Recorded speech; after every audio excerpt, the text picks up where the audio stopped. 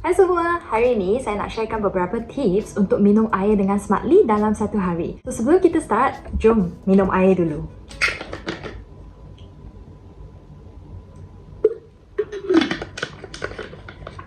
Okay, dah siap minum air, sekarang kita boleh start. As a pegawai pemakanan, pakar pemakanan kan, selalu waktu I ada consultation dengan klien, waktu I tanya dia orang berapa banyak air yang diminum dalam satu hari, selalunya dia orang akan katakan mungkin 3 ke 4 gelas dalam sehari ke, ataupun 1.5 liters in a day, which is definitely not enough untuk dia orang punya badan. So hari ini saya nak sharekan beberapa tips yang boleh bantu untuk meningkatkan pengambilan air dalam satu hari dan beberapa banyak air yang sebenarnya you kena ambil dalam satu hari tu. Sebelum kita move on to the recommendations for water intake, so let's just talk about like water first. What is the importance of water? So kenapa kita perlukan air dalam setiap hari kan? Sebenarnya yang first thing first ialah dia bantu dalam segala biochemical proses dalam badan kita, sebab badan kita ni 60 to 70% ia adalah diperbuat daripada air. So maksudnya kalau you dehydrated, kalau you tak cukup minum air tu, all the biochemical proses sebenarnya dia akan terganggu, terjejas. Second thing, sebenarnya minum air banyak-banyak boleh bantu dalam metabolisme kita, which is why banyak kali sebenarnya kalau orang nak turunkan berat badan ke, nak diet ke, kita selalu sarankan air mesti minum dengan secukupnya. Sebab air kalau you minum 500 ml kan, dia akan increase you minum metabolic rate by 30%. 30% tu sebenarnya agak banyak juga. And for people yang sebenarnya nak turunkan berat badan, ada research yang show kalau setiap kali sebelum you punya hidangan utama, you minum sebanyak 500 ml punya air. Sebenarnya bagi orang yang buat macam tu kan, waktu dia makan hidangan utama dia itu kan, dia akan rasa dia punya selera tak berapa besar dah, tak berapa rasa nak makan lebih banyak. So itu sebabnya air boleh bantu untuk menahan you punya kelaparan. So itu sebabnya you tak payah makan banyak-banyak makanan lagi dalam you punya hidangan utama kalau sebelum makan tu you minum air yang secukupnya. So that one in terms of calorie deficit, dia boleh bantu untuk memotong kalori dalam satu hari.